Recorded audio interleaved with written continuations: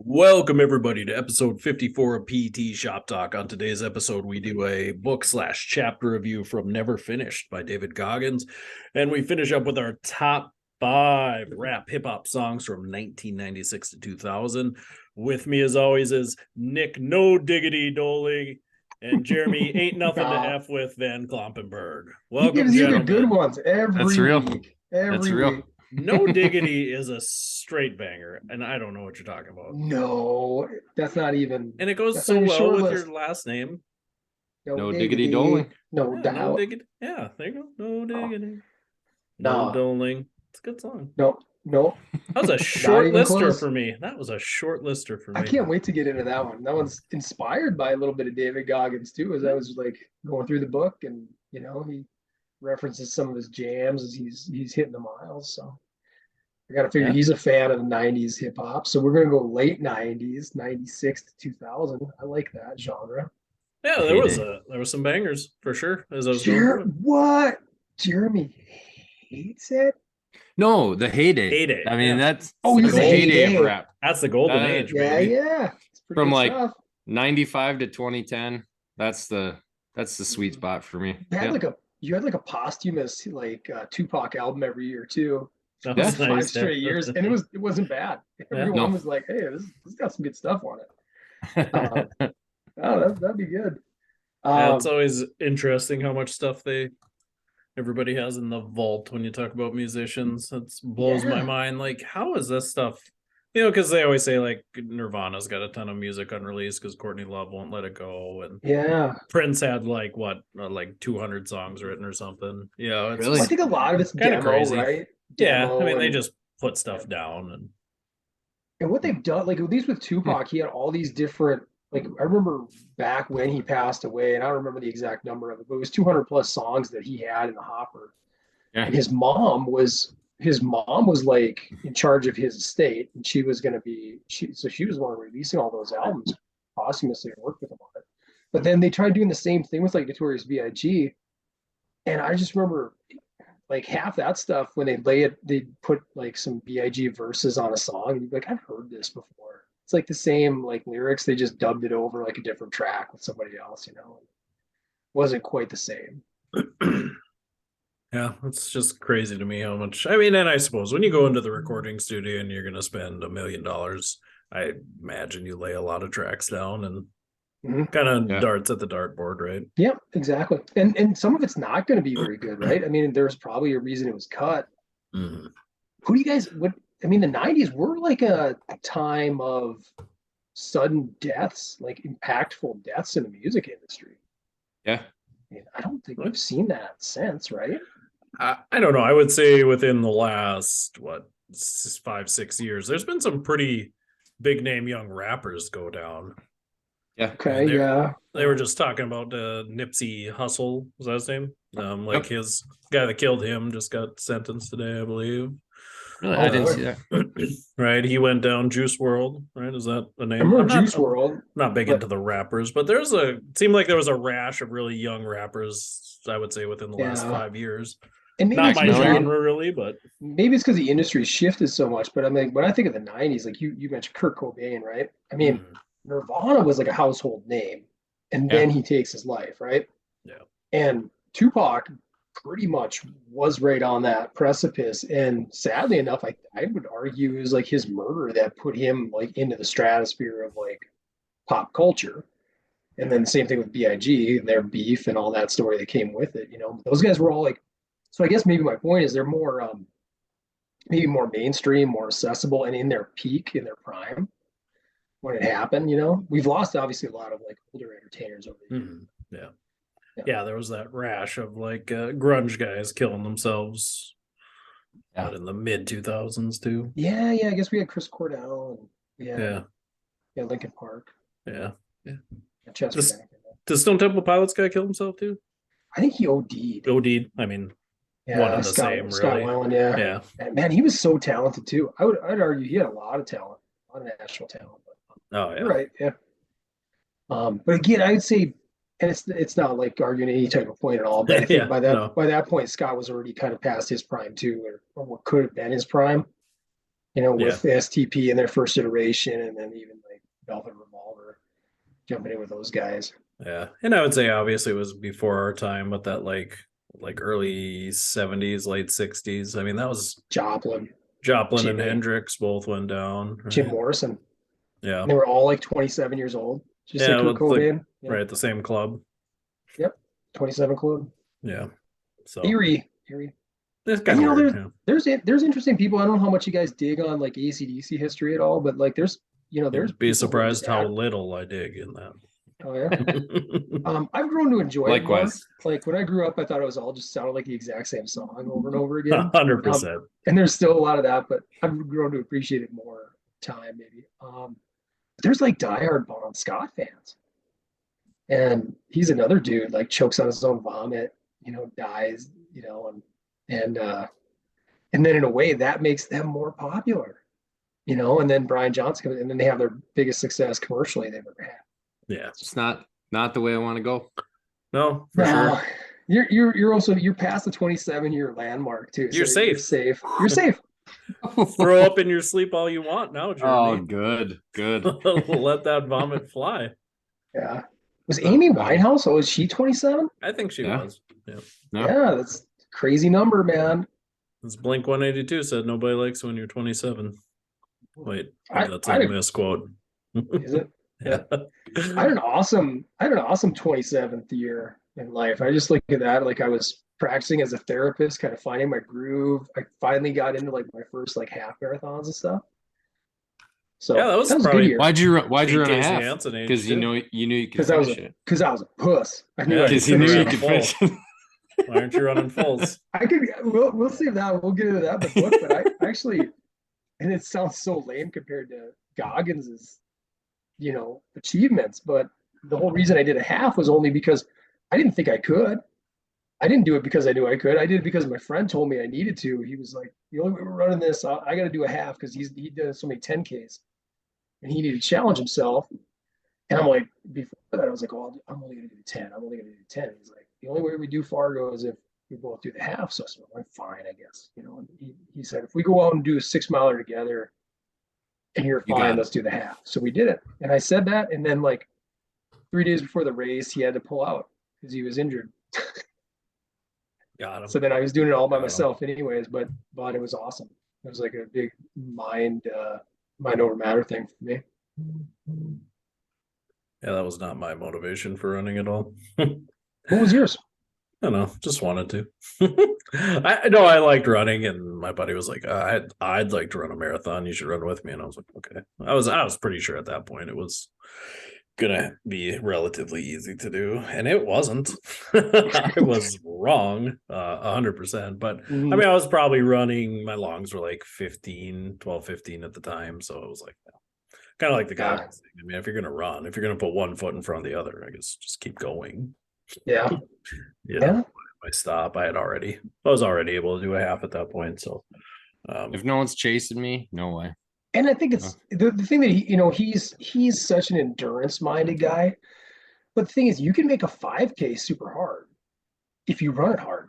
Yeah. Right. If your goal is to like try to finish in the top 5 a minute, it can be damn hard, But I get it where he's talking about like mentally though, to do like a Moab 240.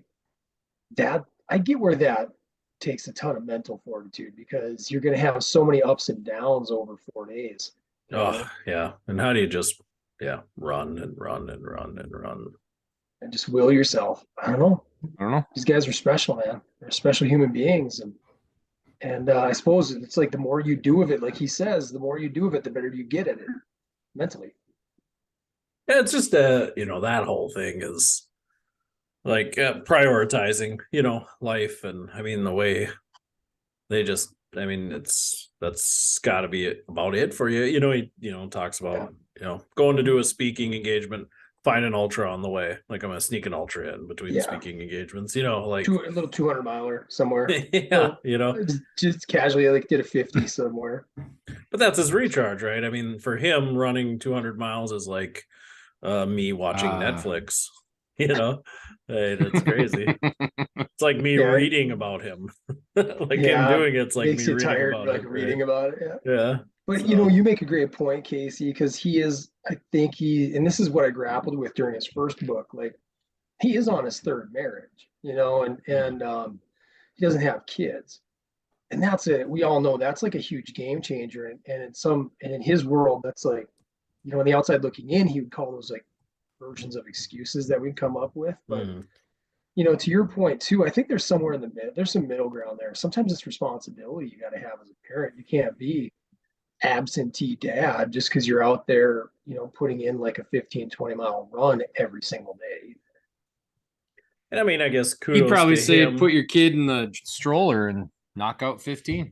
But like All he right, you obviously make a good point. didn't have a he didn't have a good dad. So I mean that's probably a conscious decision on his part, I would guess, to say I'd be a terrible dad. I'm not gonna go down that road, but Yeah, I don't which know. I mean there's probably a lot of people that should have that come to reality moment as well in the world. I mean sometimes people seem like they just have kids that have kids, that's too bad.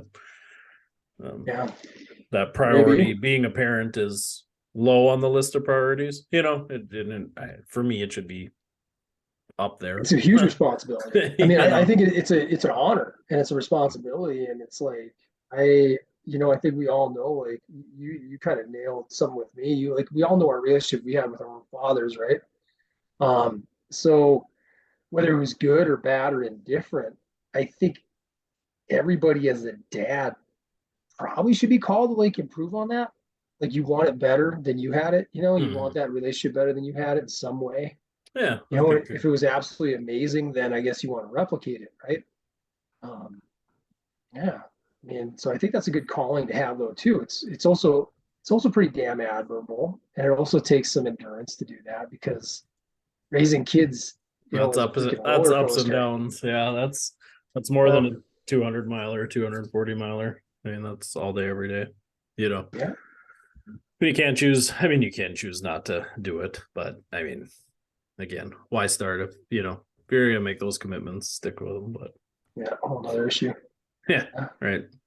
I just aspire to be like the dad from Bluey. That's my goal.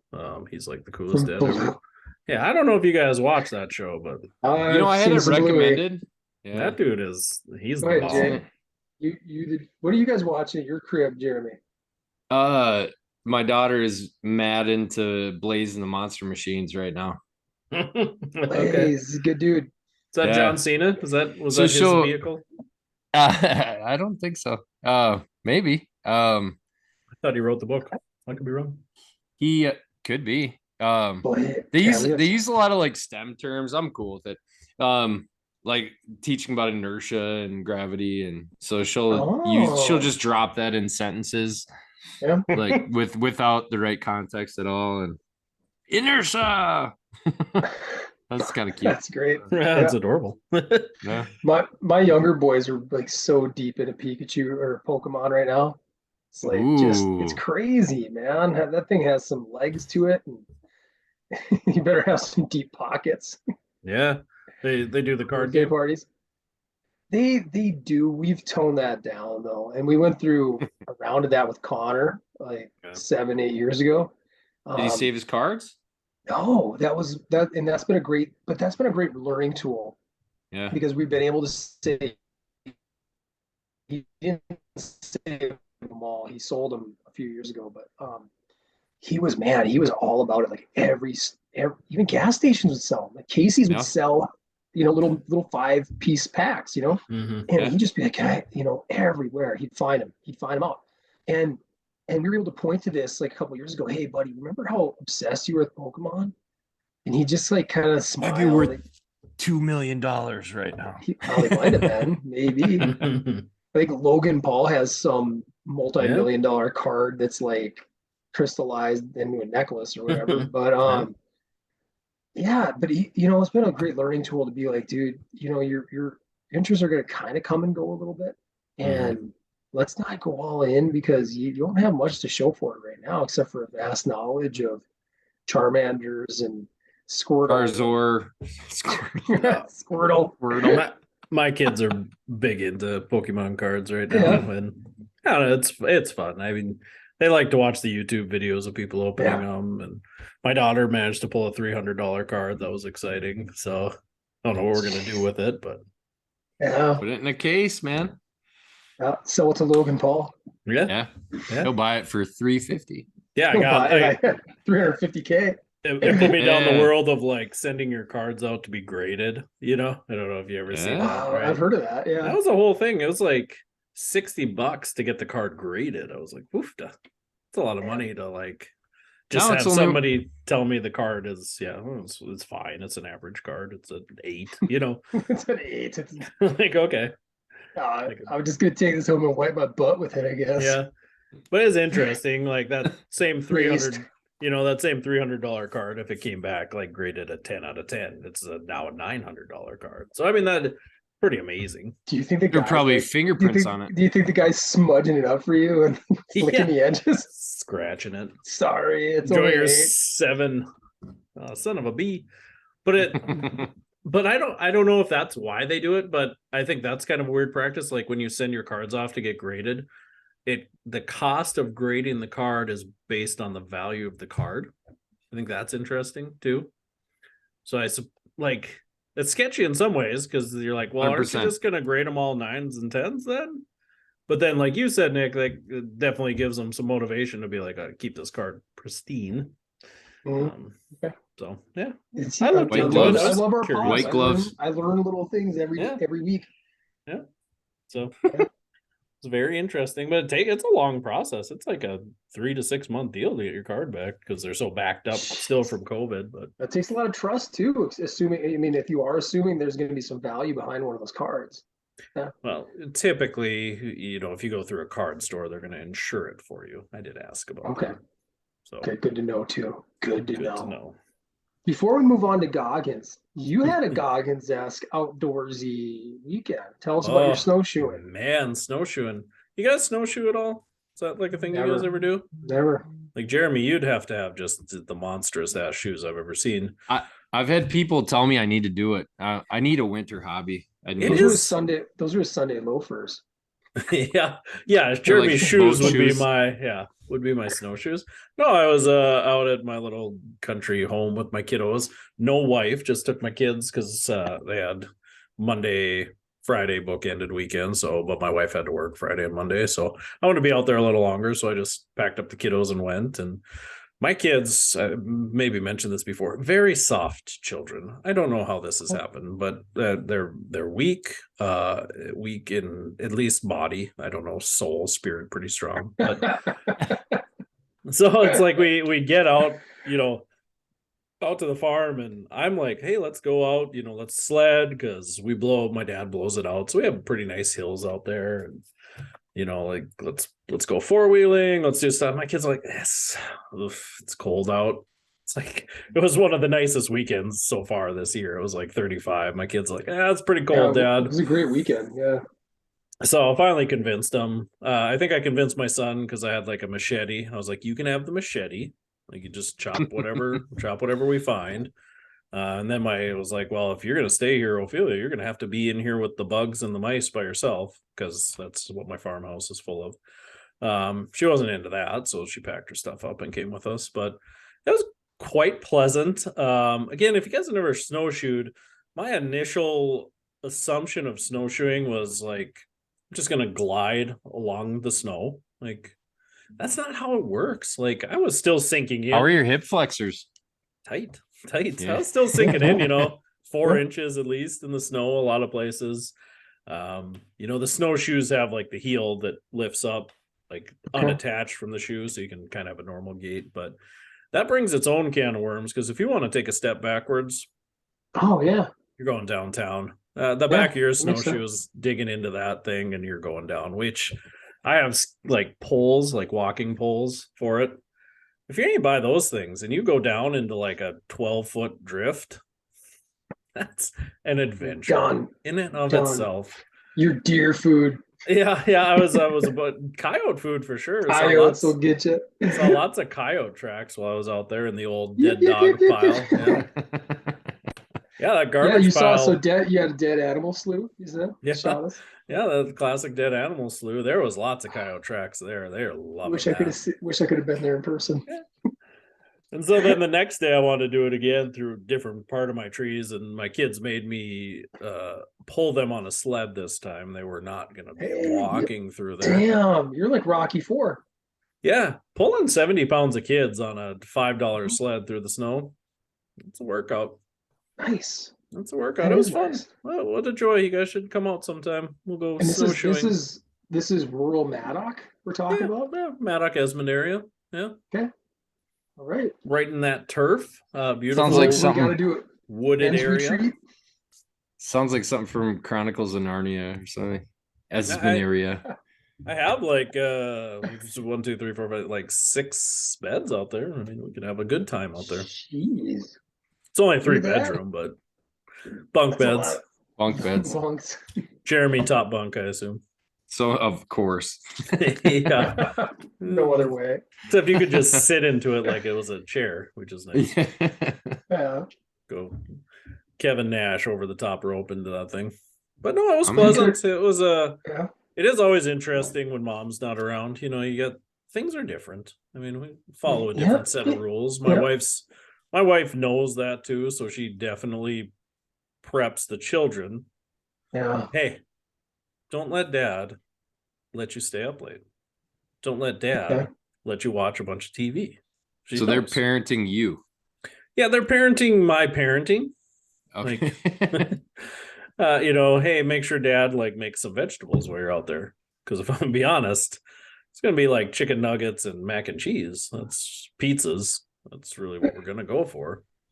But I did buy a watermelon and a pineapple. Did you roll that up like a burrito? That frozen pizza? Yeah, ooh, Huh? been tasty. Put Are some you still chicken eating the nuggets on whole- the inside? Are you still Oh, eating yeah. the whole rind of that watermelon? No, pineapple for sure. Watermelon rind is a tough one. I gotta be honest. I feel a little bitter. Yeah, that one is not a good one. You can do it, but but pineapple, that is surprisingly tasty. The rind on a pineapple is good. It seems so uncomfortable. No, You're It's weird. spiky. it's not as bad as you would think. Like you can chew a pineapple rind up pretty easy. Okay. Yeah, watermelon, no, that's gonna sit with you. Hefty. Yeah. So yeah, if Well, you guys so never you have- snowshoe, get it.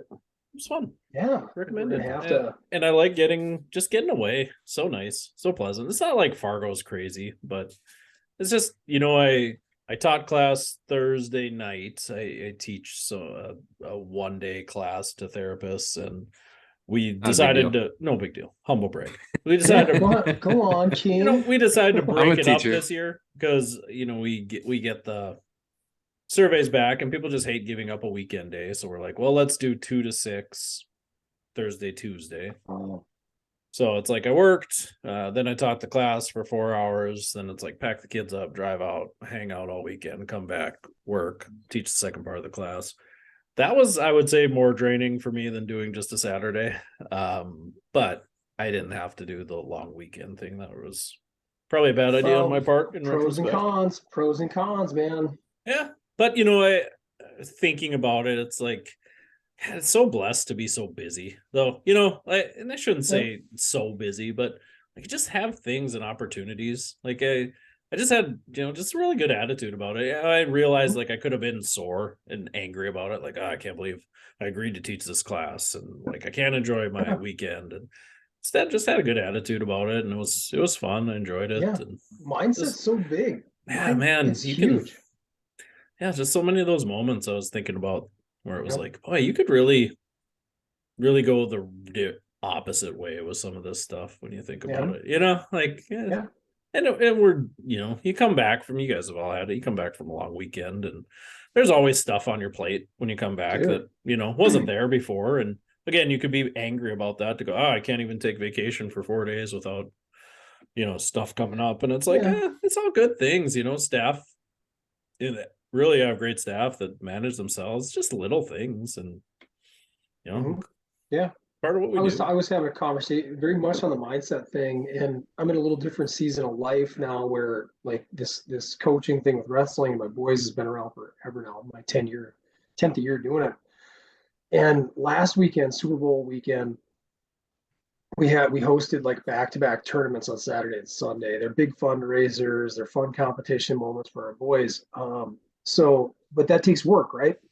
So Friday night, we're out there rolling out mats, setting up chairs, doing all the tournament stuff. I mean, we're doing that for a couple of good hours Friday night, from like 7 to like 9, basically that night. And then, we're running the tournament all day Saturday, all day Sunday. You came home for Sunday just in time for like the Super Bowl, watch that with the kids. But, then it's Monday, right? Mm-hmm. But as long as my kids are enjoying it and they're really fired up by it, and you're getting, I don't feel wiped out by it. I mean, you can, Mm-hmm. and I slept really well. I think that helped. But to your point, I mean, shit, you can have lazy ass weekends and still come back Monday feeling like, oh, what am I gonna get myself into, right? Yeah. No, I mean it's such a powerful thing. You could have went to a negative place with it. Yeah, just been pissed off about it. Like that's so much what I mean, they're all I mean, everything takes time. Everything worth it takes effort, Totally. Yeah. And and staying on the mindset thing, this transitions well into our article or our book read.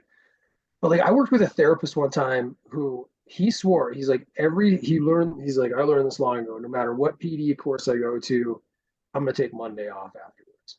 I'm just gonna use that as my decompression day. And that worked for him, right? Mm-hmm. And for me, I look back and we're very different human beings. We're very different personalities. But for me, when it was something I was really fired up, well, I couldn't wait for Monday to like, okay, I gotta apply this. I'm doing it with everyone. Yeah, I'm gonna do this with everybody.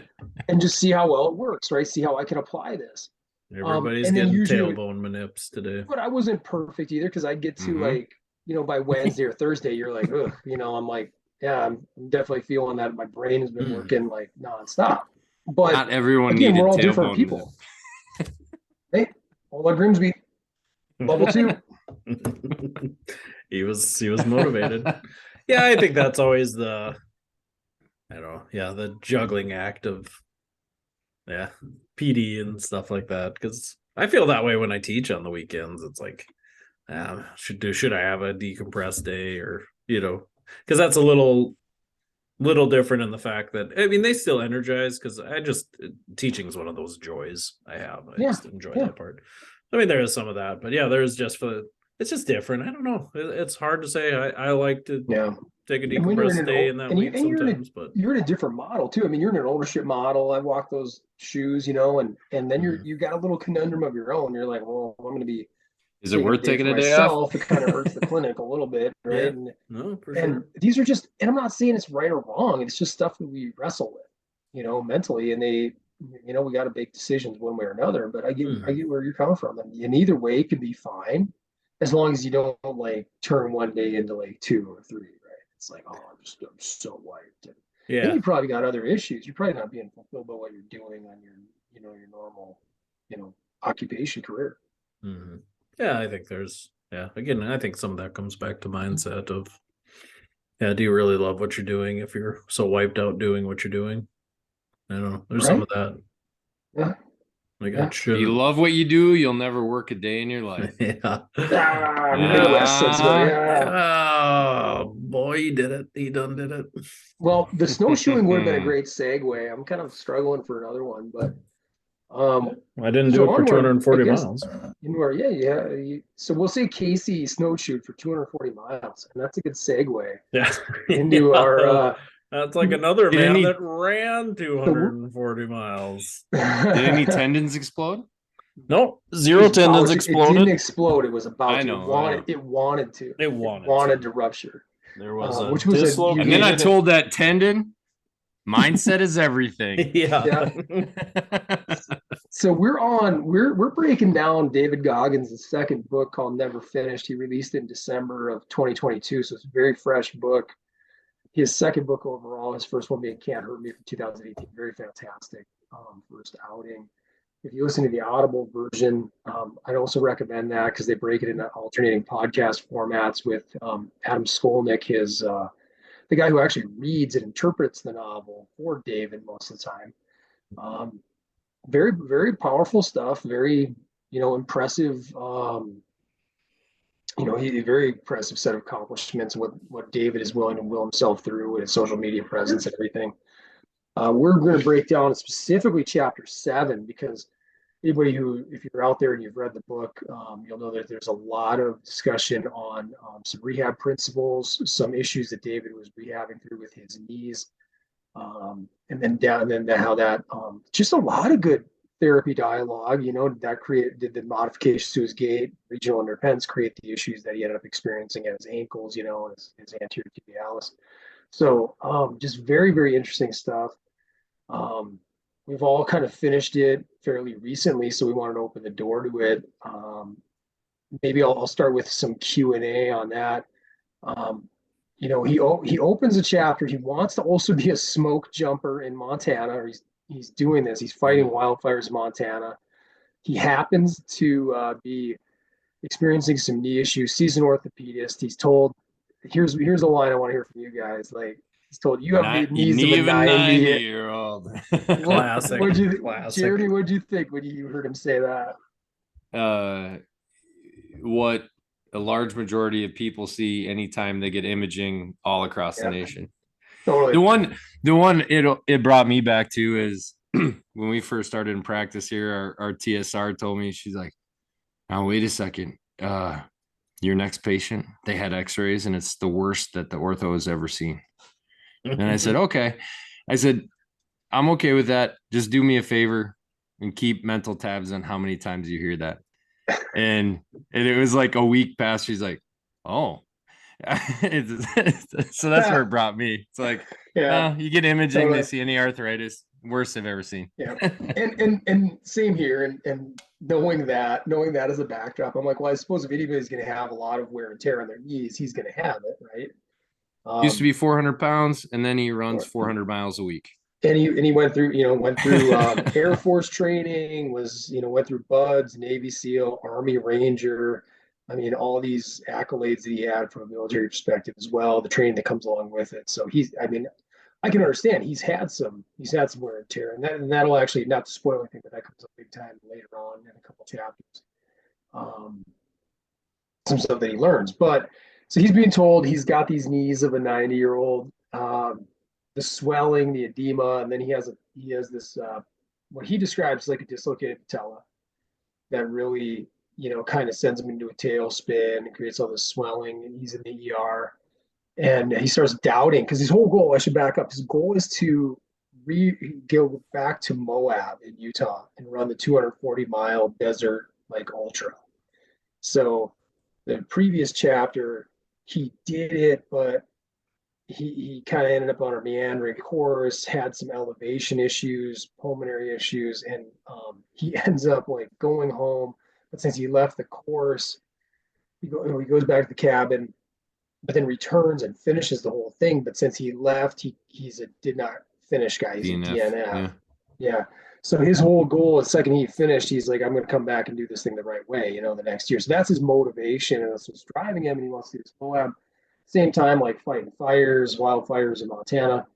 So he luckily though, he knows a PT who's been helping on the tennis tour.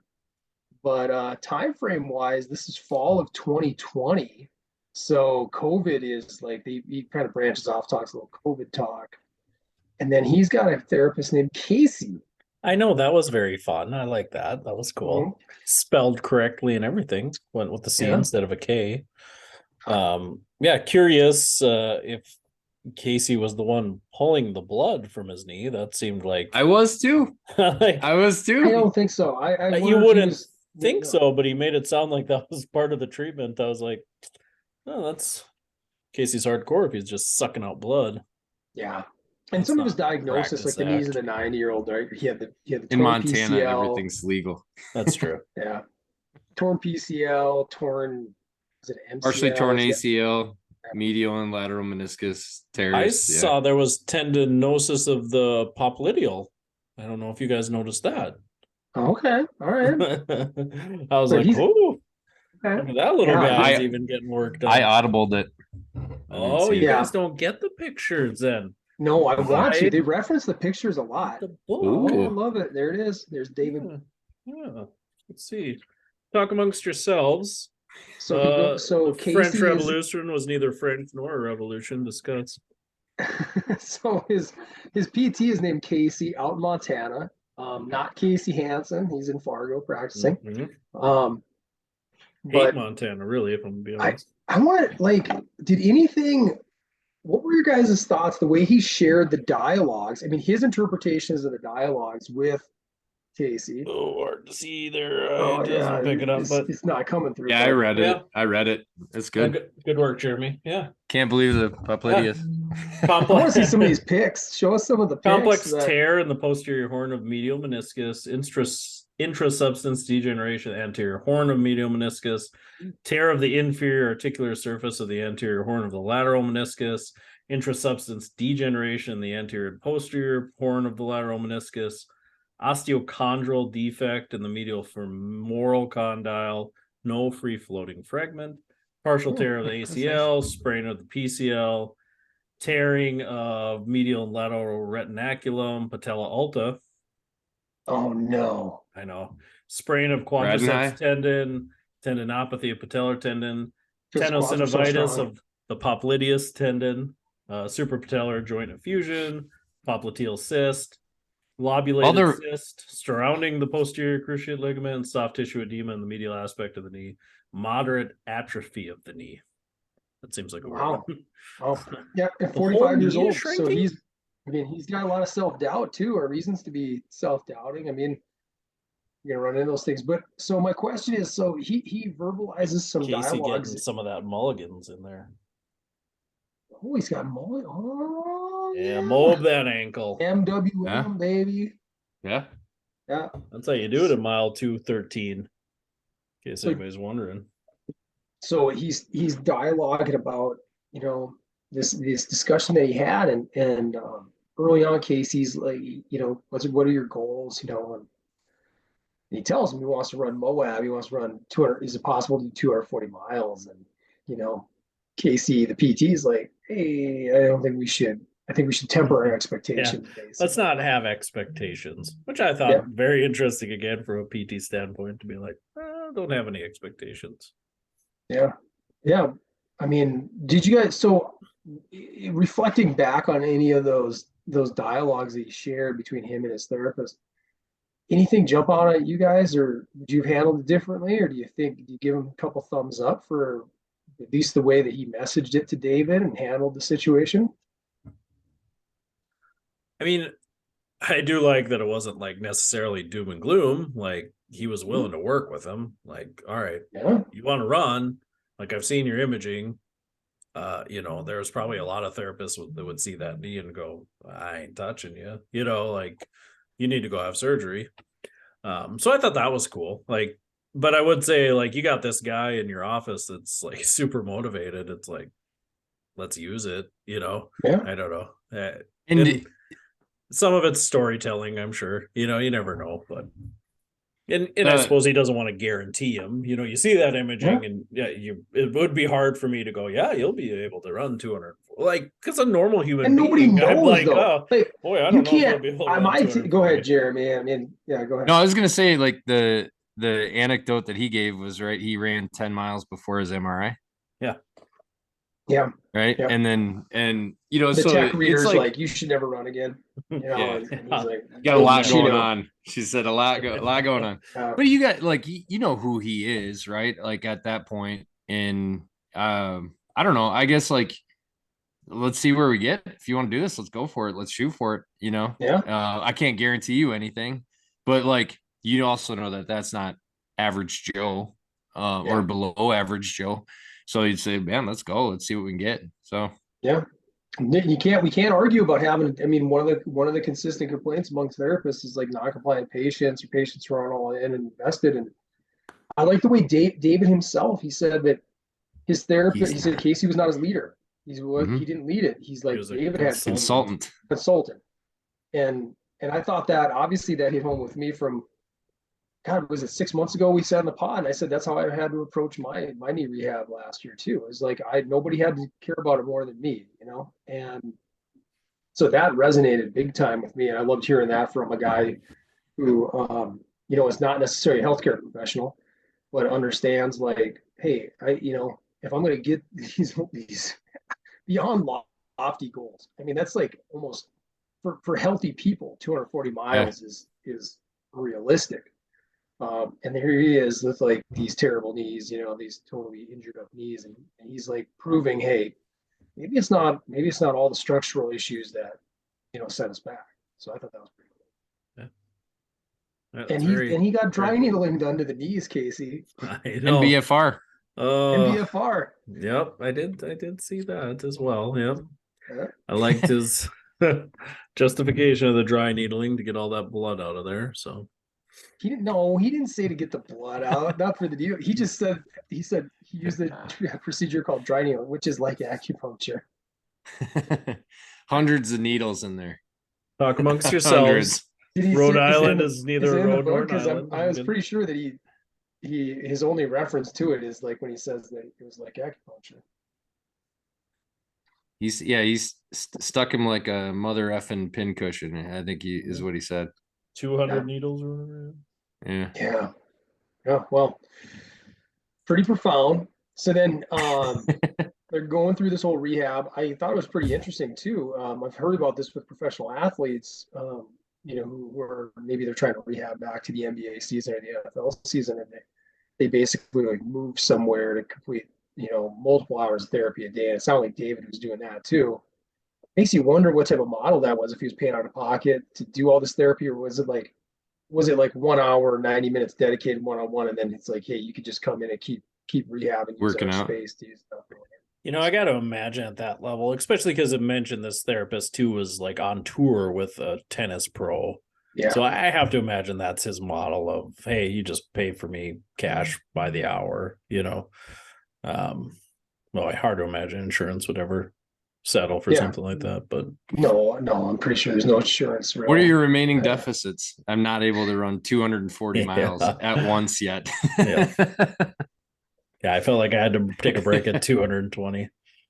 Yeah. Not sufficient. From the impairment based classification, that's a little bit of a challenge. Yeah. But he's got enough diagnostic criteria though to check all the boxes. Like you could find enough crap, you know, I'm sure. You know, list it. I'd like to read you a quote from the book. Okay, please. Show us it. Yeah. I hoped Casey, not me, Not Hanson, might crack the musculoskeletal code to heal my wobbly knee.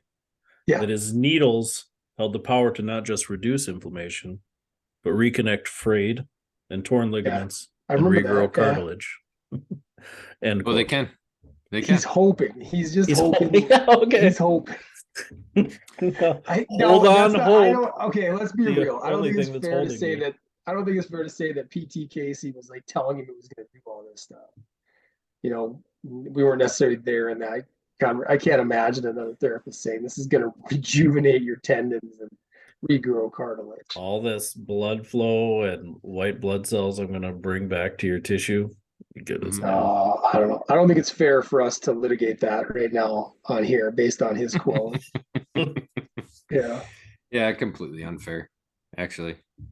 I don't think it is. I honestly don't, because we weren't there and we don't know, like, is this David in his own mind, like these are his hopes or we talked about that off pod too, where I don't know if necessarily what he talks about in the book is truly what therapist is doing and talking about. Yeah. There was some stuff that hit home though as he's describing it. You're like, okay, I can see that conversation happening. I can picture this, you know. If we fast forward to the end of Moab, so he finishes, and I thought it was pretty cool that Casey joined 62 hours for the the final leg.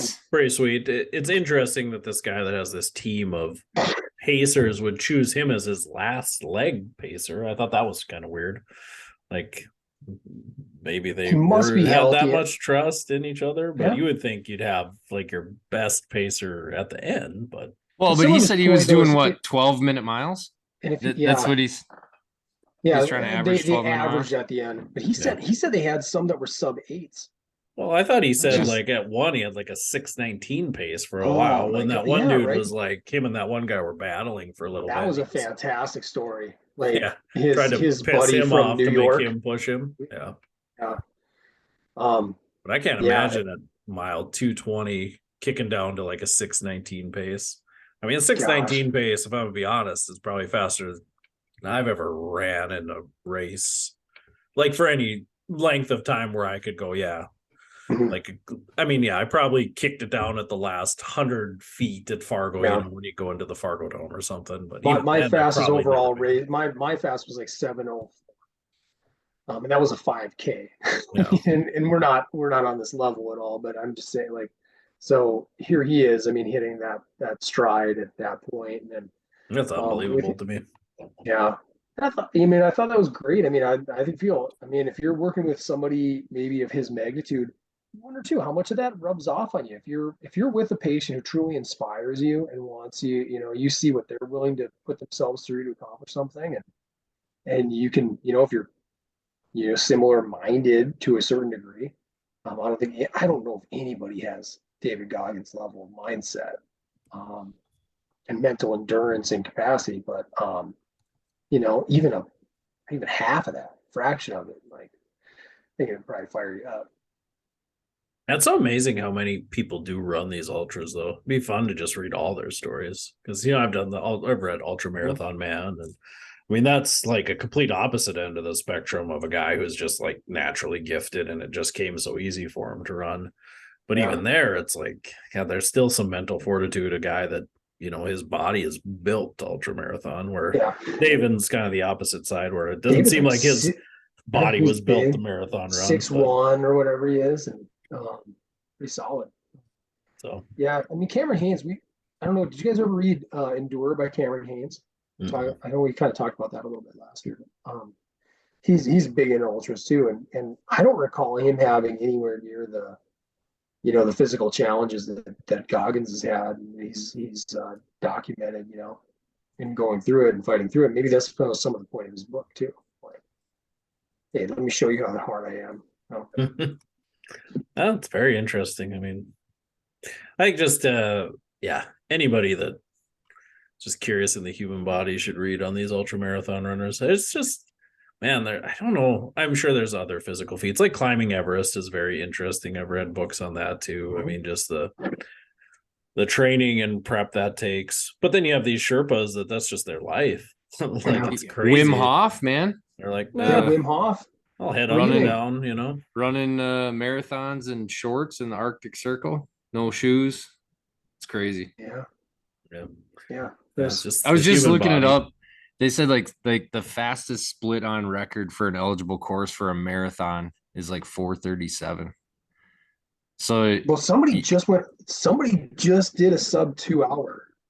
Really? Oh man. Was it Kipchoge? Yeah, it can be right.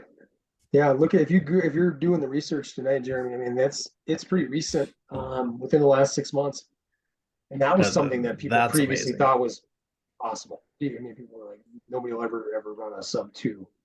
But think about that. You're doing a 4:37, 4:40 split for 26 miles, and so even if you're doing a 6:19 split at mile 180, like it's pretty crazy. I mean, it wasn't that long ago when a 4-minute mile just, that seemed, unbelievable.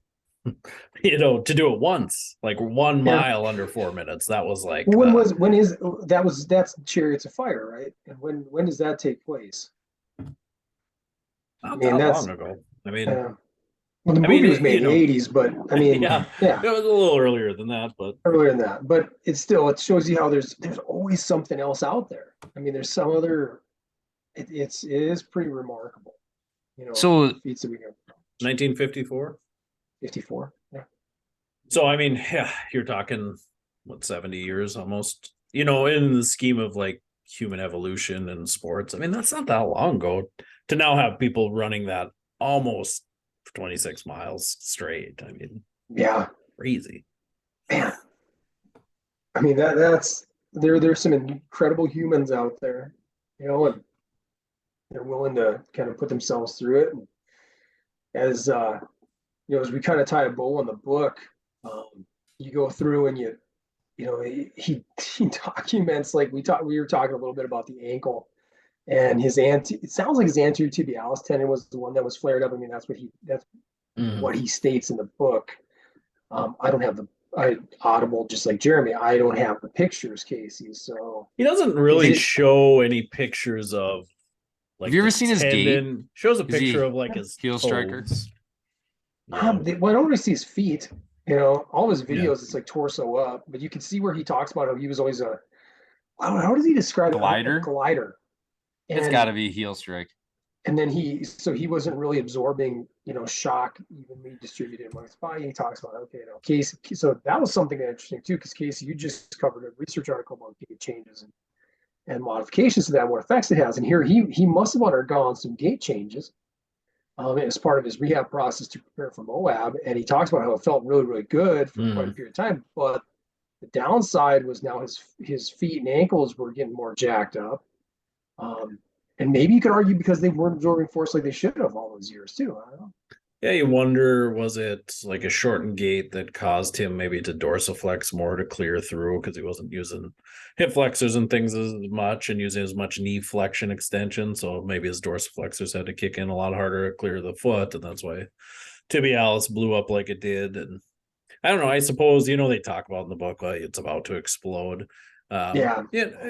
But I suppose maybe the physical therapist was thinking, like flexor retinaculum type stuff. Like we don't want that to tear and post strain out. I mean, there's some of that maybe is applicable. When I hear that, I'm just like, I'm sure we go with that's pretty radical, right? I mean, that's pretty aggressive. But I also have never treated a patient, 130 miles, 140 miles into a run.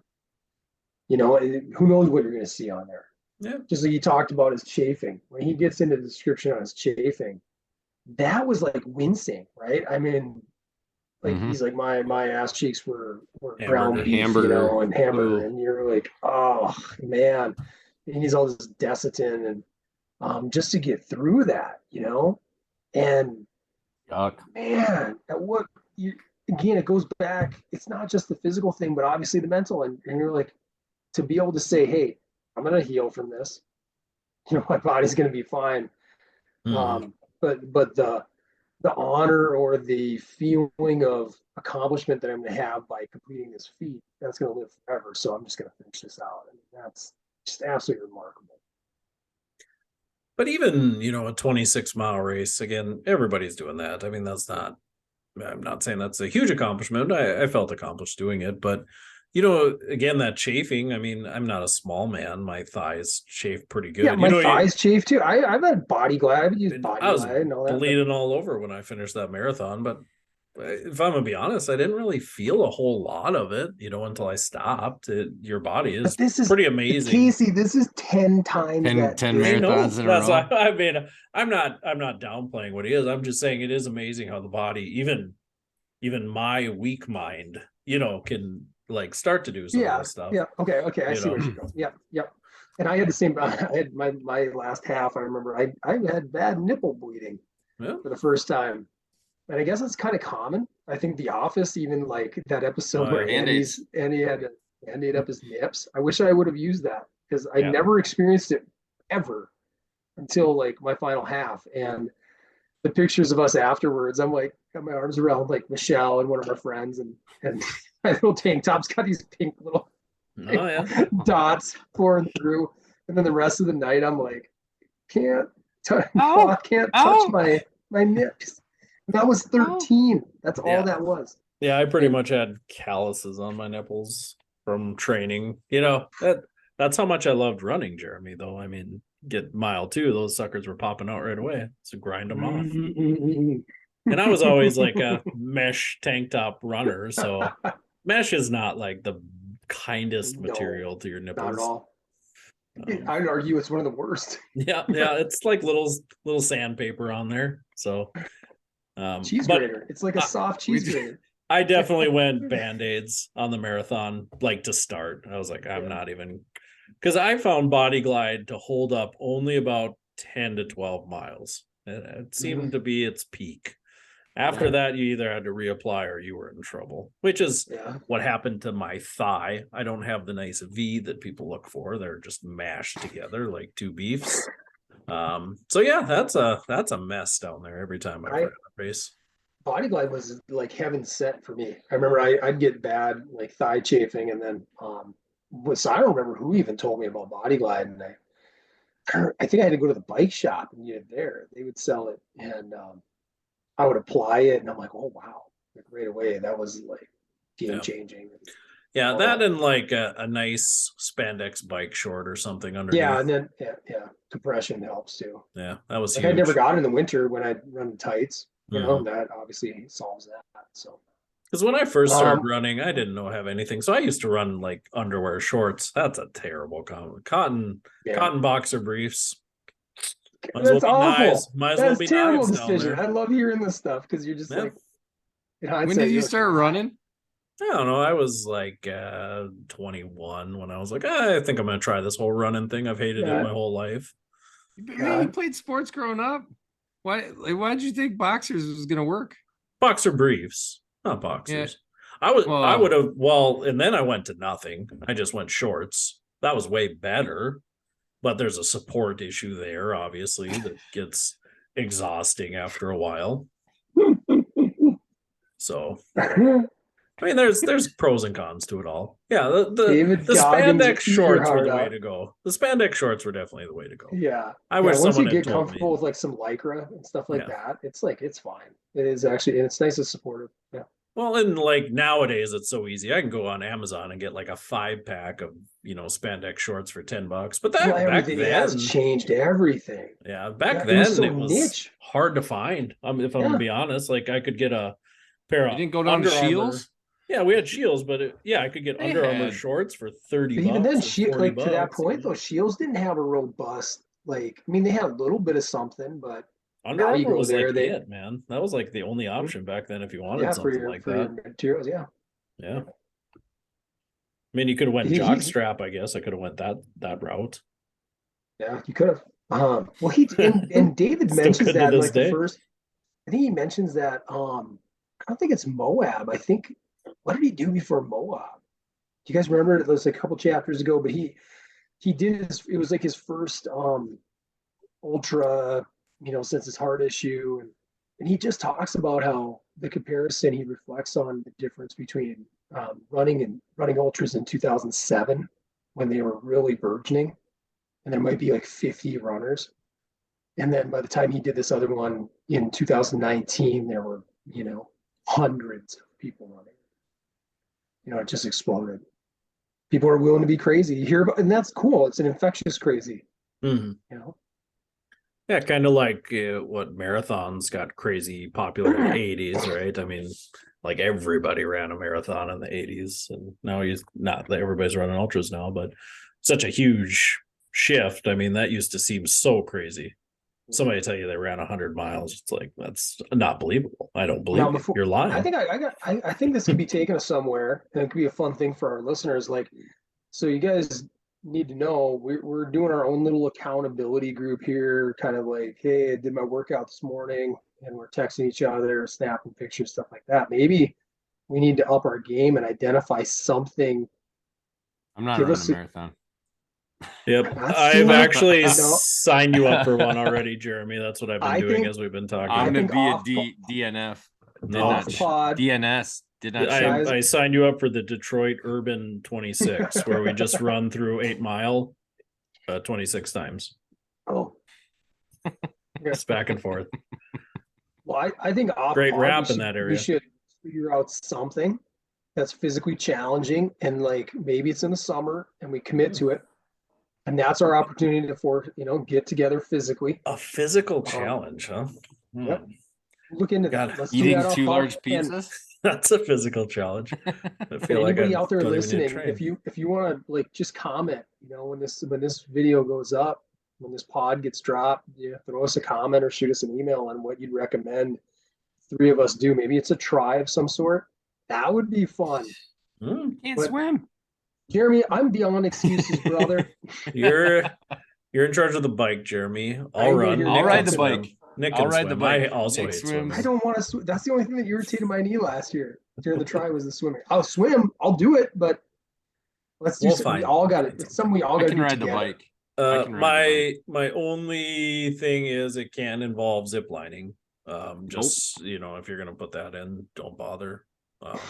Okay, we won't. So that's gonna get We'll make thrown that, out right that away. caveat right now. No zips. I'm hoping if it's some sort of challenge, height is not an advantage in it. If we're gonna look at that as well. Or It's got to be endurance. It's got to be or- something that's going to challenge us physically and mentally. Oh man, I think I'm still back I'm in into 2 it. large pizzas. we Okay, could do a that food can be challenge we can do after. both. Let's do both. Ooh. All right. A run, walk, 5K, and then eat 2 large pizzas. Okay. It's gonna Run, need to be walk. more than that. All right. But we might need some motivational music. And if I know my boy Big Jer, he's probably got some hip hop in that Right. mixtape. I do. So you want to take us away with the top 5, my big brother? I can. We spoke of him earlier. My number 5, actually, it was, I think, after my boy Tupac's death. 1996. I ain't mad at you.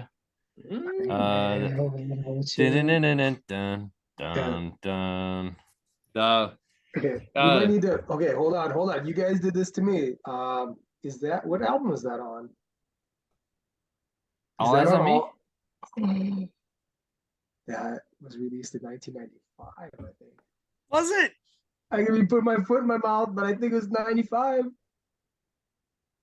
Because I would have. Well, it was recorded and it says it was recorded in on Wikipedia says it was released on September 15th, 1996. Okay. All right. 2 days. Okay, then. Was 2 days the after he died. was the album released or that single released? The album. Okay, All Eyes on Me came out in 96, huh? because there was some controversy on my list of songs I wanted, where like the album actually released in 96, but Correct. the single dropped in 95, and I was like, Well, oh, I- shoot. Ooh.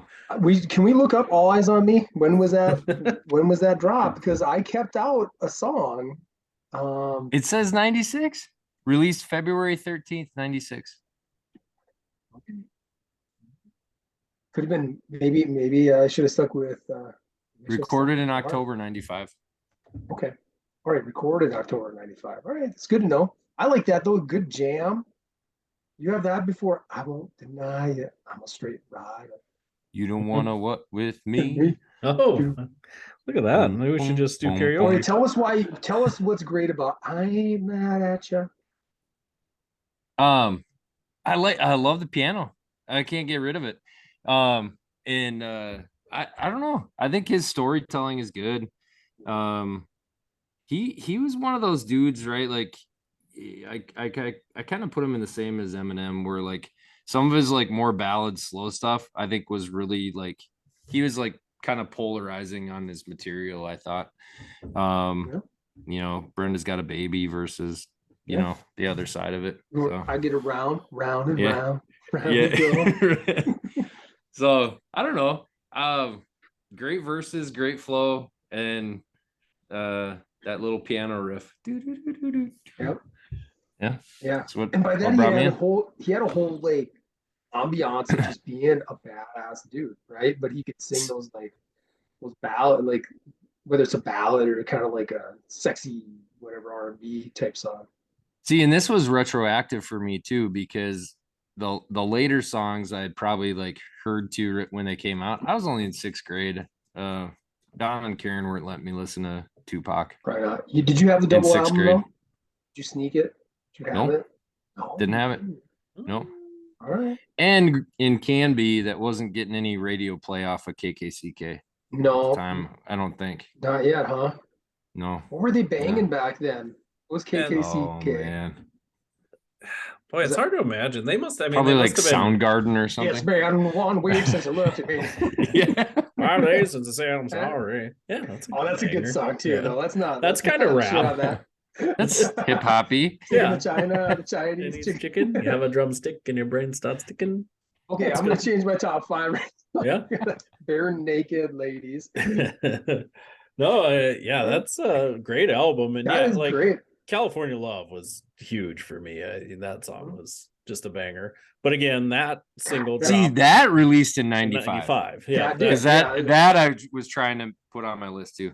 Oh. Yeah, I thought that Ambitions was as gonna a make my rider, list, but Scandalous. Yeah. Only God can judge me. I mean, man, he had some hangers. He was legit. He really He's was. good. Yep.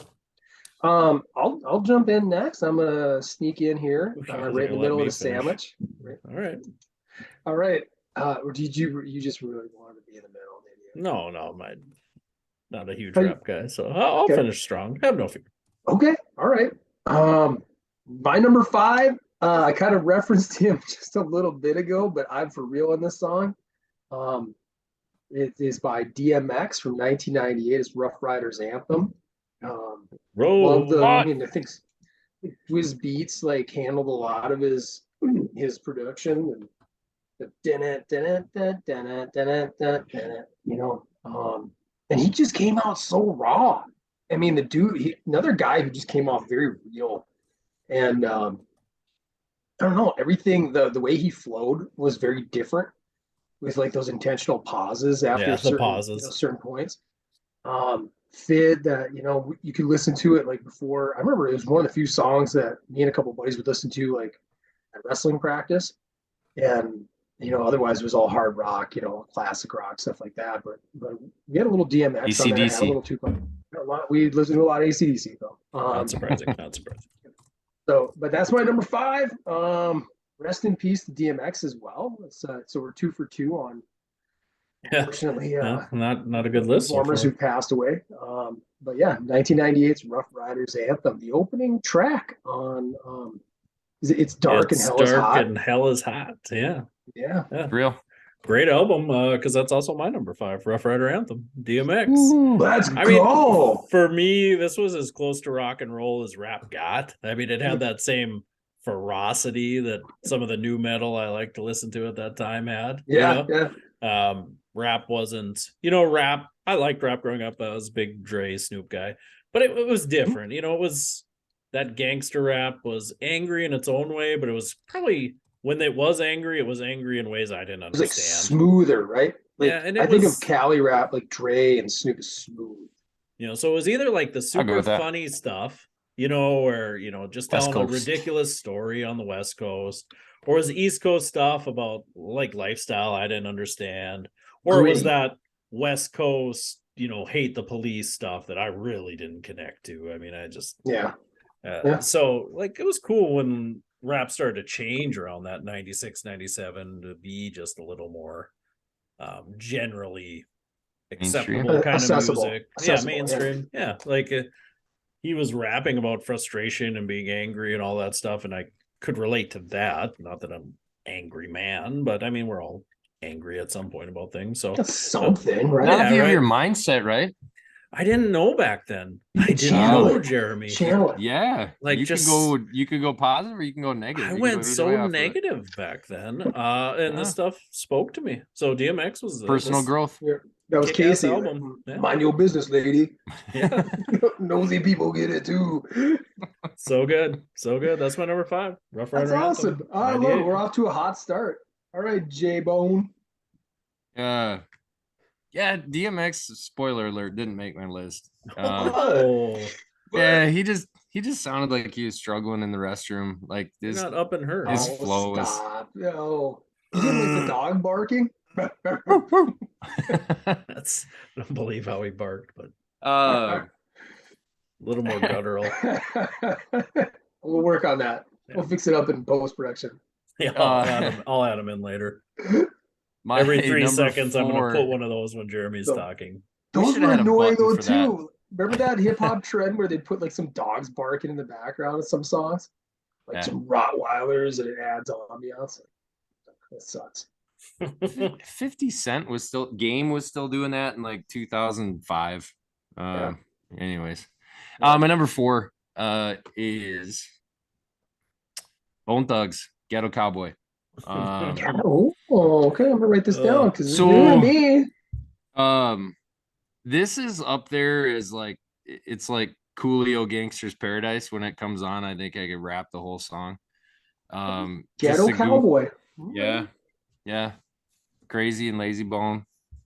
Wanted posters in the saloon. And I Okay. assume there's gonna be trouble around here pretty soon. Yeah. It's just a good song. Bone Thugs, man. Them love them Yeah. thugs. Bone, bone, bone, bone. But yeah, check it out. Crossroad. This hit a number of early CD mixtapes. Yeah, one of my faves. Sweet. Ghetto Yeah. Cowboy. Crossroads was huge.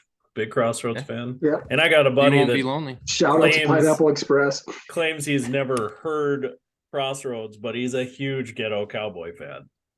What? Really? He's like, man, I don't know what you guys are talking about, but Ghetto Cowboy is a banger. So we always give him a hard time. We're like, that song sucks. Nobody knows that song. And Everyone knows Crossroads. that I'm gonna song. look. I'm gonna add this to my library so I can listen to it after. So Count They your were money. definitely one of Better the count your money. one of the first for me, like super fast rappers, where it was like, holy, that's like a different ball game, you know. Because what was there like a Busy Bone? Was he one of like Busy the Bone, fast yeah. one? Busy right? Bone. Yeah. He had like Yeah. a record for a while on like fastest rap on a track or something, but yeah. Interesting. Spitting bars. Yep. It's my number All 4. right. Ghetto Cowboy. I'm looking it up right now. Can't say I Bone love Thugs. it, but I get it. Bone Thugs are sweet. I'm gonna add it just so I can listen to it. There you go. It's in my library. Now my number 4 was a interesting like comeback of sorts. Big hit. I'm staying in the same year, 1998, as DMX, but I'm going with a little older group. Is the Beastie Boys. And it's Intergalactic. Intergalactic Planetary. Man, and just fun. When to this day, when I hear that song or I'll see that video, it takes me right back as like, man, just enjoying life and so happy to have them back on like more like I actually love. Here's a kicker. I love like Check Your Head and Ill Communication. Like those albums are really good to me, where they were playing their own instruments. But there's some so cool about them going back to like the turntables and just more of a pure hip hop element with Hello Nasty, and Intergalactic was the big comeback song. It was just fun. It felt like it was like just a fresh, perfect update from what they were doing like 1986 or like Licensed to Ill. So love every bit of it. Fun, dumb, yet still like really, it's like dumb humor, but at the same time, you know, kind of witty. Found its place. So that's awesome. Special place in my heart there. Album's pretty good too. Not one of their all-time best albums, but not terrible though either. And I'll always be a little bit of a Beastie Boys fan at heart. So that's my number 4, Intergalactic, 1998 by the Beastie Boys.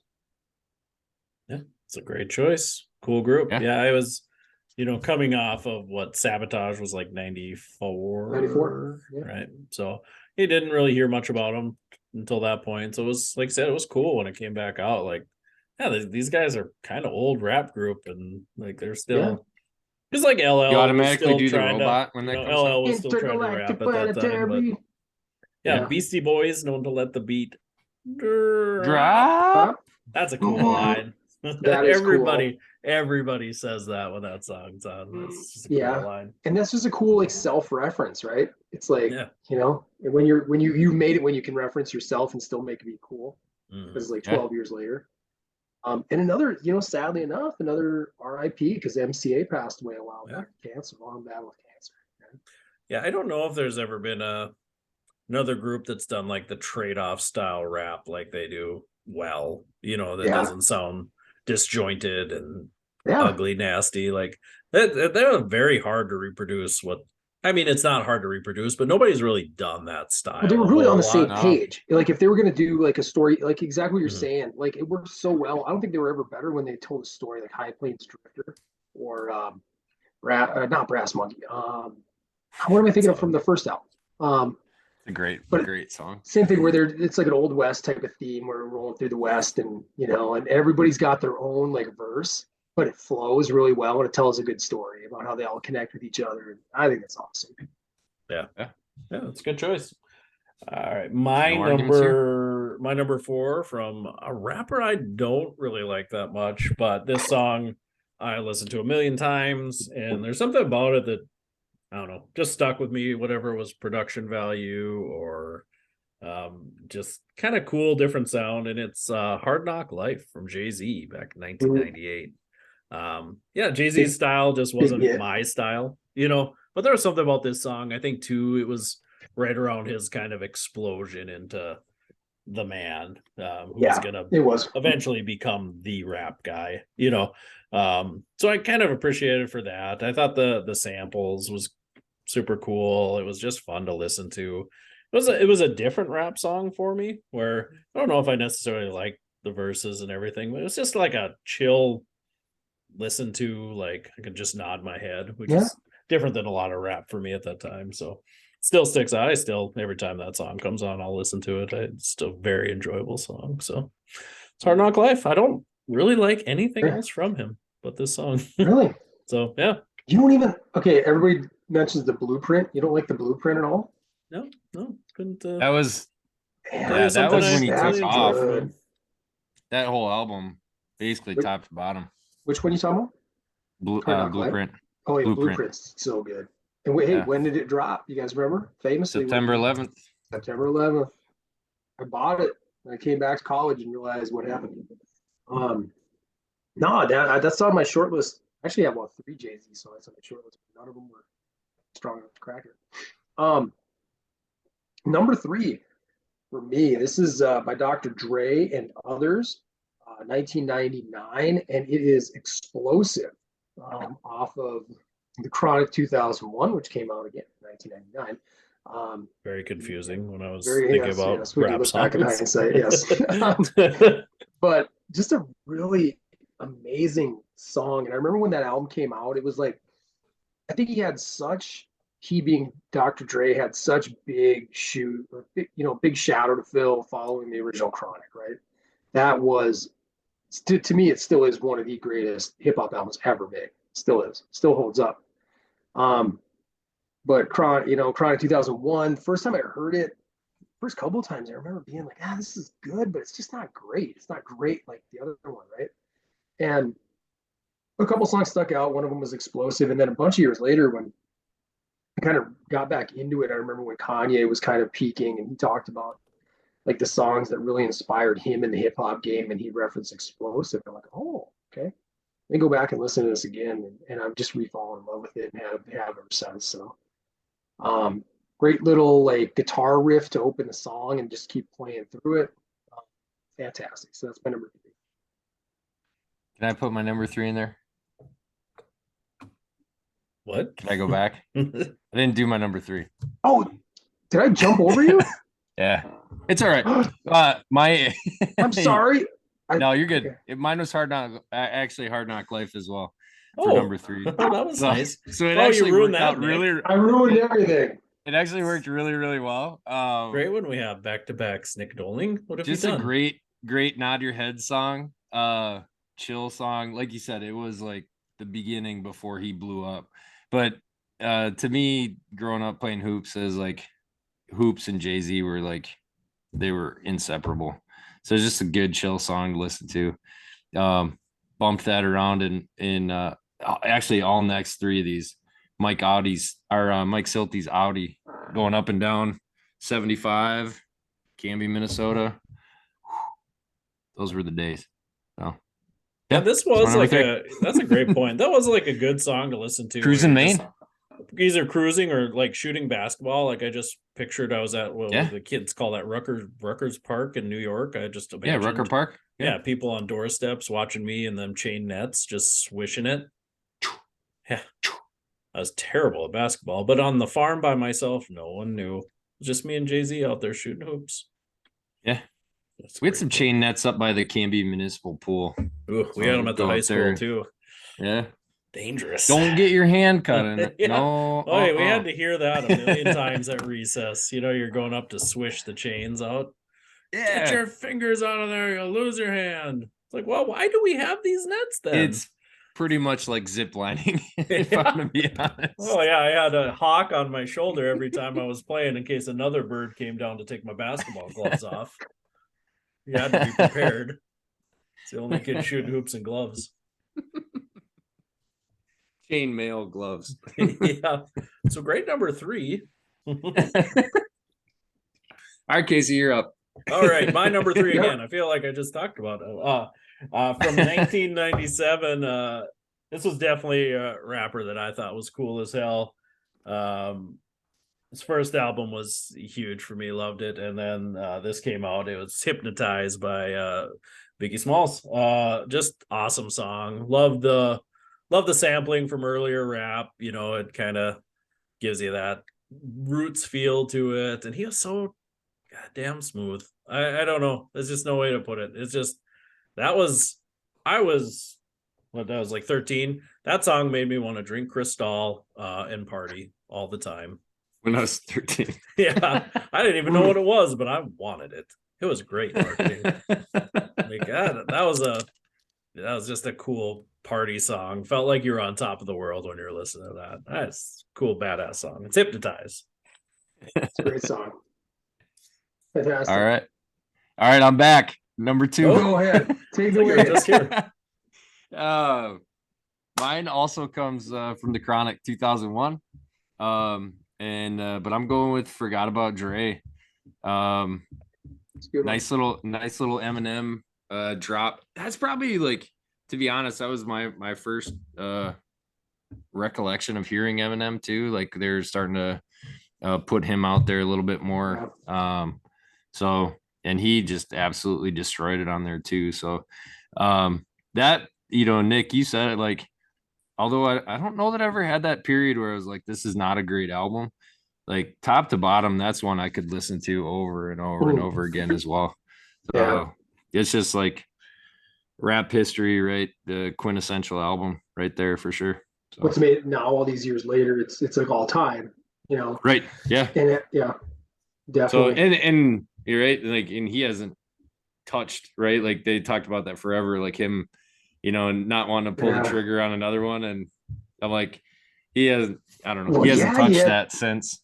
God, we used to joke about that in the clinic, how every couple of years it'd be like, Detox is coming out, right? Detox, and look out for the Detox, and it just never happened, you know. Yeah. Yep. It's Chinese democracy all over again. Yeah, but Chinese democracy did come out, And it was garbage, so I hope he doesn't put one out. So no, it is pretty solid album, top to bottom. It's just so hard. It's like it'll always be in my mind, and I think with a few of my buddies, always compared to like the original, which fair or unfair, right? That's the See, I gotta give. I don't know that I've ever listened to that all the way through, and I like should. The first Chronic. The first Chronic, yeah. It's different. I mean, they're just completely different albums. They're they do sound a bit different, but that first one, like Casey, you're talking about West Coast rap and maybe not being able to identify the storytelling, but that is like quintessential West Coast rap. Like some of the sound effects with it, the beats, so good though. It's just I mean that, you know, the Chronic was like sitting in your backyard having a barbecue, listen to that music, right? Yeah. 2001 was more polished, like mainstream. It evolved. We made it kind of sound. It was like the sound evolved. Yeah. You know, it was definitely more turn of the century, a little bit, just a little different. But you know, you look back at that run in West Coast rap, and I would say like, and they were all related to each other, tied to each other. You had like the Chronic, and then you had Doggy Style, and then you had like Warren G's Regulate. I mean, like boom, boom, boom, and those three they actually 3 different albums by 3 different artists. I mean, they flow so well. You could listen back to back to back and get the same vibe. You know, just really cool stuff. Sample heavy too. That was another thing that was really big back then. Sampling. Well, I can't believe you don't put Blackstreet in that same list of albums. Not quite. No, not even shortlister. So not a top 25. Yeah. So it is is it my turn for 2? Yeah, go. I apologize. I was just so excited to talk about Dr. Dre. My number 2, he's been mentioned here before, but this is a different song. I knew I was very safe by going with this. It was dropped in 1997. It's by Tupac, and it's Hail Mary from the Machiavelli album. This was like, you know, Do we he'd have already, you you know, now? yeah, they posthumously that whole album's just got a really interesting La feel da to da it. da da da. Yeah. Come with me. Yeah. Can't repeat a lot of the lyrics on this, just being who we are and where we're at in life and everything like that. That's okay. Our Um, rules. Our rules Good for song. this game. the fact he made it, I It's love it. historical, Nick. Yeah. Still kind of followed that. You felt that Don't. angst, that that beef that he still had with Notorious B.I.G. was still kind of like there, and that whole East Coast crew. It just felt so real. It worked, you know. Yeah. And here it was, like playing out like a year after he'd passed away. So that's my number 2, Hail Mary by Tupac. Good one. My numero 2 has been mentioned already. It's Intergalactic by the Beastie Boys, 98. Can't say anything else we haven't already said. Gonna get you. Yeah. We know fun. Dacker is don't stray too far off. No. Hip-hop. Like Nick said, when you hear that song come on, there's just something inside me that gets a little happy. There's just something about that. Yeah, Jeremy, you just kind of move a little bit, you smile a little bit, because it is silly, it's goofy, it plays on itself. It's just fun. Yeah, I would say like immediately do Beasties. the robot during that. Like, yeah, the video was funny, cool. I mean, they put out some cool videos in their time, so that's my number 2. Rangers vibe. Yeah, Intergalactic. All right, my number 1's the big hitters, Jeremy. I almost said my number 2. And Nick's gotcha. Nick's gotcha. My number 1 again, Jay-Z. Right here. Jay-Z strikes again. My number 1 was Big Pimpin', 1999. Again, I mean, it just takes me back to cruising up and down Main Street in Canby. Like, and you talk about being 13 and wanting to drink Cristal. I guess I was 14 thinking I was going to be on a mega yacht. I mean, so I get it. So songs brought you there, man. So yeah, things didn't turn out that way. But great song. Yeah. Be ladies. Yeah, it's a great song. Boy, that was on my short list. My number 1, referenced already, but he has not been said, and his partners here have been said. It is from 1997. It is Notorious Thugs by Notorious B.I.G. with Bone Thugs and Harmony. The opening track to disc 2. To this day, when I'm being honest, and I go through, I had like, good sized list right here, right?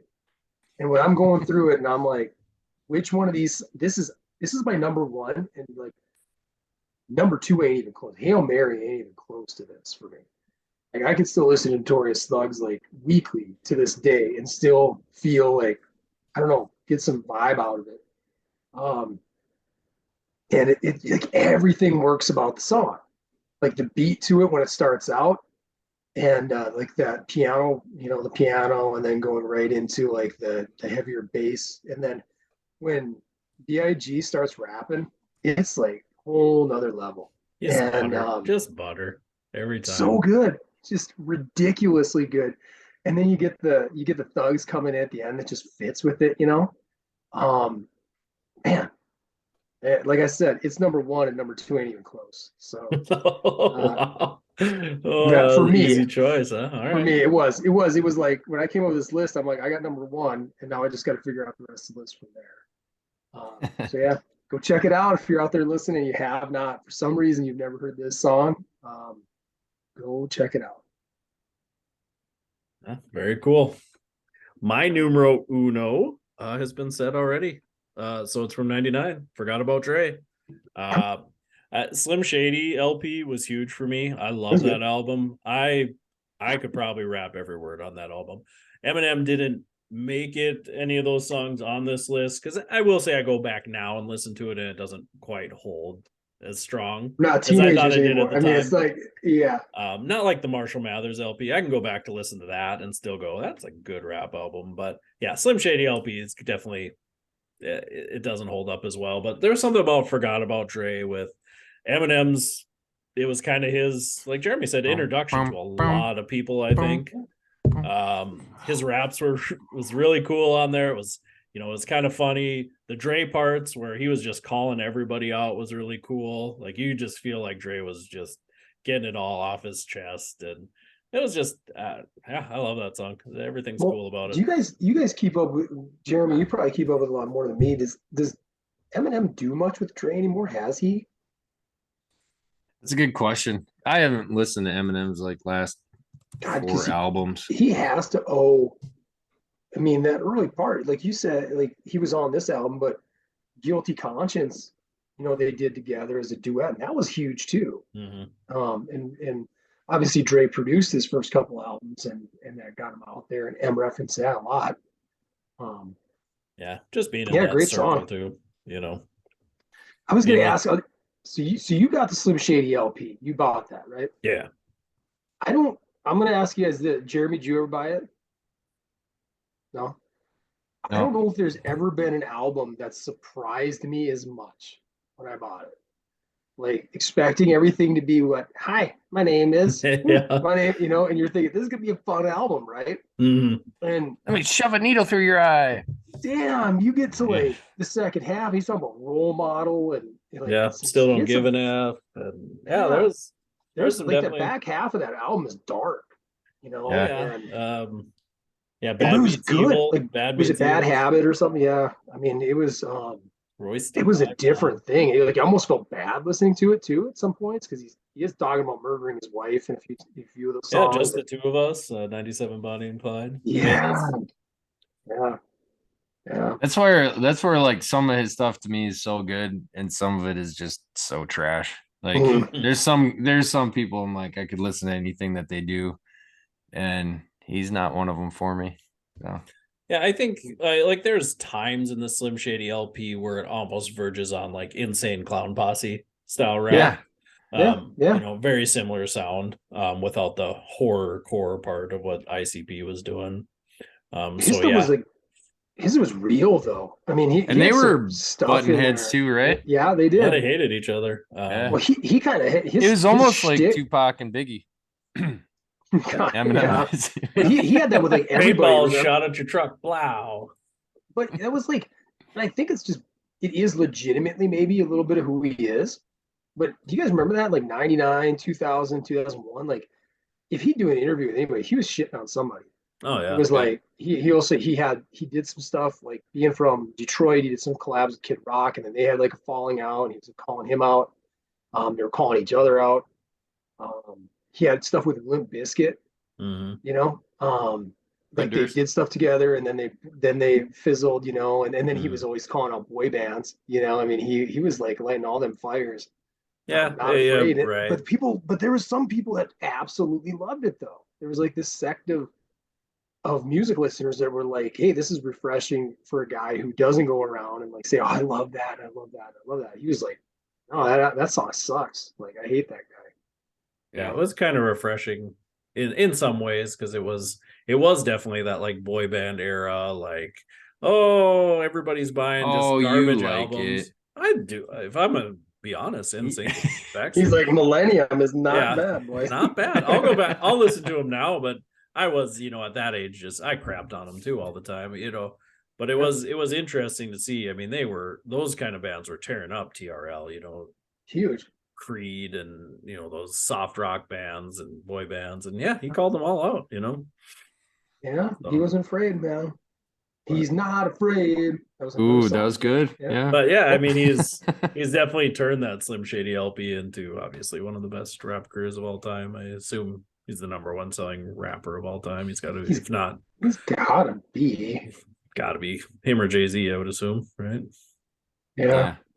Maybe.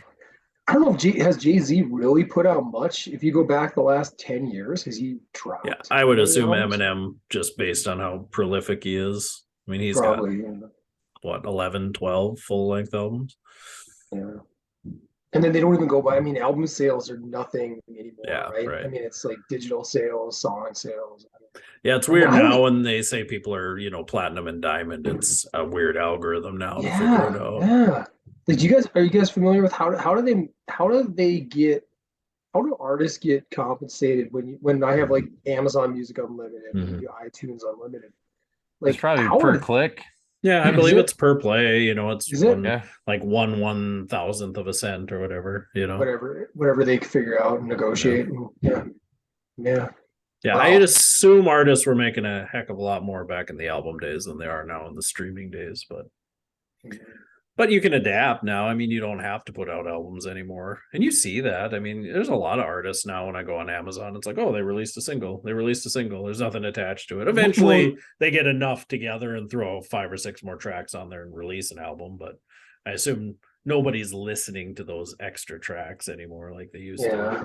Yeah, you're right. And like the late 90s and the early 2000s with like zenith of like retail album sales. Like you had Sam Goody, you had On Cue, Media Play, It's kind of weird to Best think I'd Buy, like, go to Sam Goody and pay $17.99 for a Britney Spears album. I mean, and it was like if it was on sale, it'd be like $14 and you're like, oh, this is a good deal. yeah, I remember Right? Target used to have like Nice. unknown artists for like $9.99. It'd be these rock bands you'd never heard about. And like I'd Mhm. buy them because it's like $9.99. That's a steal. Well, Like if I there's got one or two I, good songs on there, it's a win.